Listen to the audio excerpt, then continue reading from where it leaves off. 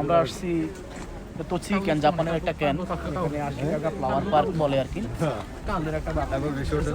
এই গাছগুলার একটি গাছ থেকেই আসলে ফুলগুলো হয়েছে। এই বিভিন্ন ধরনের গাছ। টিকিটের দাম বেশি কি কোনো প্রাকৃতিক প্রেমিক যারা আছে তারা সবাই দেখতে আসে।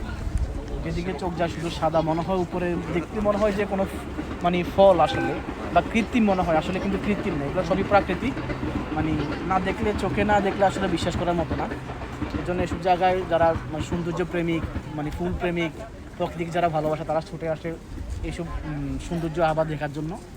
আসলে এই জন্য আসলে চাই যারা আছেন তারা আসলে এইসব সৌন্দর্য দেখার জন্য ফ্যামিলি নিয়ে, বাচ্চা কাচ্চা নিয়ে এইসব জায়গায় আসতে পারেন। ভালো একটা পরিবেশ, দেখলেও মন শান্তি হয়, অনেক ক্লান্তি জিনিস শরীর থেকে দূর হয়ে যায়। এই জন্য সবাইকে আসার আমন্ত্রণ রইল। এটার প্লেসটা আমি আবারও বলে দিচ্ছি, তোচি ক্যানের আশিকাগা ফ্লাওয়ার পার্ক।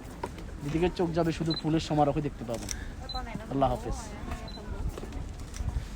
এরকম ব্লগ করতে হয়, এরকম ব্লগ করলে আপনার ধরেন তাহলে